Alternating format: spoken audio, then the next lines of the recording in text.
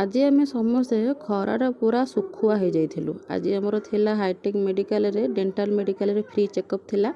ସେଇଥିପାଇଁ ଏ ବସ୍ଟା ହେଇଥିଲା। ତାପରେ ସେ ମେଡ଼ିକାଲର 2 ଜଣ ଡକ୍ଟର ଆସିଥିଲେ, ଯିଏକି ଆମକୁ ତାଙ୍କ ବସ୍ରେ ନେଇଯାଇଥିଲେ ତାଙ୍କ ମେଡ଼ିକାଲକୁ। ଯେଉଁ ଭଳିଆ ଏତେ ଖରା ଆଉ କୁହନ୍ତୁନି, ଭୁବନେଶ୍ୱର ତ ଏବେ ଜଳୁଛି। ମାନେ ବସ୍ରୁ ଓହ୍ଲେଇଲା ପରେ ଏମିତି ଖରା ହେଉଥାଏ, ଶୀଘ୍ର ସେମାନେ ଆମକୁ ଗୋଟେ ରୁମ୍କୁ ନେଇଯାଇଥିଲେ, ଯେଉଁଟାକି ତା ଦେହରେ ଏସି ଲାଗିଥିଲା ବୋଲି କିଛି ସମୟ ପାଇଁ ଆମେ ଟିକେ ଥଣ୍ଡା ପବନ ବସିକି ଖାଇଥିଲୁ। ଜମା ହେଲେ ସେ ରୁମ୍ରୁ ଆମକୁ ବାହାରକୁ ଯିବାକୁ ହିଁ ଇଚ୍ଛା ହେଉନଥିଲା। କିନ୍ତୁ କ'ଣ ହେବ, ଚେକଅପ୍ କରିବାକୁ ଆମକୁ ତ ଯେମିତି ହେଲେ ଆମକୁ ମେଡ଼ିକାଲ ଯିବାକୁ ପଡ଼ିବ।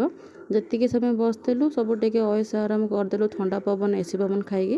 ତାପରେ ଆମକୁ ସମସ୍ତେ ଦେଇଦେଲେ ଗୋଟେ ୱାଟର ବୋଟଲ ଆଉ ଟିଫିନ୍। ସମସ୍ତେ ଖାଇଦେଲା ପରେ ସେଠୁ ଚାଲିଲୁ ମେଡ଼ିକାଲରେ ଚେକଅପ୍ ହେବାକୁ।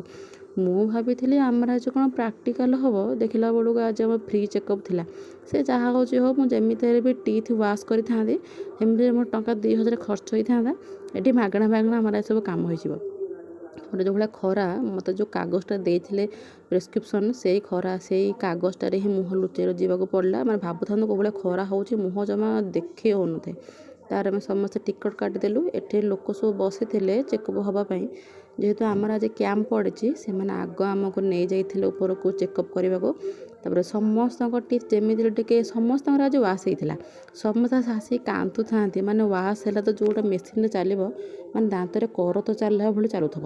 ମୁଁ ତ ପୁରା କାନ୍ଦି ପକେଇଲି। ମୋ ସାଙ୍ଗମାନେ ସବୁ କହିଲେ, ମୁଁ ତ ଜାଣିଥାନ୍ତି ଏମିତି କଷ୍ଟ ହେବ, ଜମା ହେଲେ ଆସିନଥାନ୍ତି।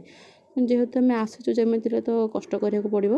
ତାପରେ ତାଙ୍କର କରିଥିଲେ ଭାତ, ଡାଲି, ତରକାରୀ ସବୁ ଖାଇଦେଲୁ। ଖାଇଲା ପରେ ସବୁ ଆମ ରୁମ୍କୁ ଆସିଥିଲୁ ଭାରି। ମାନେ ଆମ ରୁମ୍ରେ ଆମେ ଆସୁ ଫାଷ୍ଟ ଏସିଟା ଲଗେଇ ଦେଇକି ଯିଏ ଯାହାର ସବୁ ବସି ପଡ଼ିଲେ। ଏ ଘରକୁ ଆସିକି ଟିକେ ଶାନ୍ତି ଲାଗିଲା। ତାପରେ ଭିଡ଼ିଓଟି ଭଲ ଲାଗିଲେ ଲାଇକ୍, ସେୟାର, ସବସ୍କ୍ରାଇବ୍ କରିବେ।